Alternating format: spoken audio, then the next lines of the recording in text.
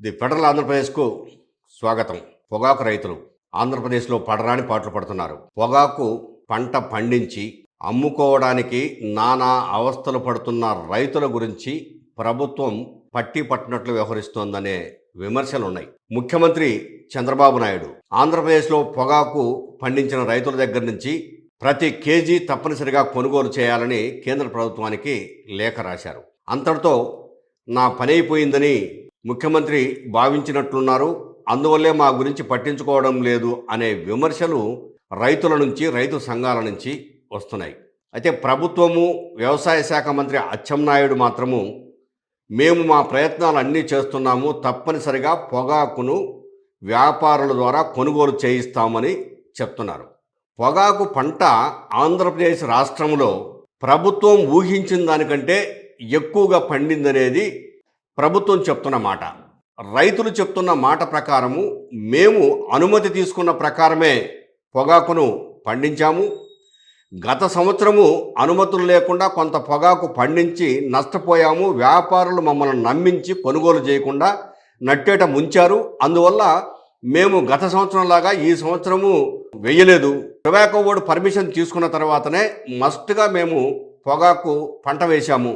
వేసిన ప్రతి రైతు నుంచి పంటను తప్పనిసరిగా కొనుగోలు చేయాలి అని చెప్పేసి రైతులు డిమాండ్ చేస్తున్నారు. ఇప్పుడు ప్రస్తుతము సుమారు 45,000 మంది రైతుల పొగాకు కొనుగోలుగాక దిక్కుతోచని స్థితిలో రైతులు ఉన్నారు.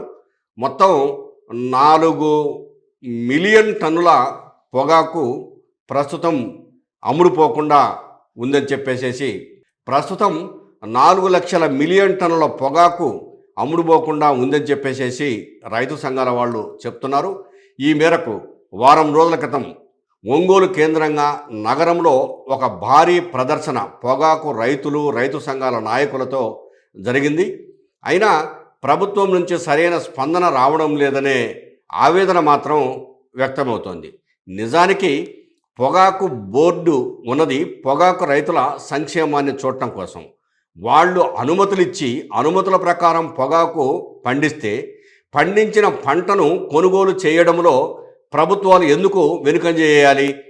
మనము ఒకటే ఆలోచించాలి. పొగాకు పంటను పొగాకు బోర్డే కొనాలి తప్పనిసరిగా. వాళ్ళు అవసరమైతే ఏ కంపెనీలకైనా అమ్ముకోవచ్చు, విదేశాలకు అమ్ముకోవచ్చు. గతంలో ఇట్లాంటి పరిస్థితులు చాలాసార్లు ఉత్పన్నమే అట్లా కొనుగోలు చేశారు. మరి ఈ టైము పొగాకు బోర్డు ఎందుకు రంగంలోకి దిగడం లేదు, రైతులను ఎందుకు ఆదుకోవడం లేదు అనే ఆవేదన రైతుల నుంచి, అటు ప్రభుత్వం నుంచి కూడా వ్యక్తమవుతుంది. ప్రభుత్వం కూడా చెప్తుంది పొగాకు బోర్డు కొనుగోలు చేయాలని చెప్పేసి కోరుతోంది.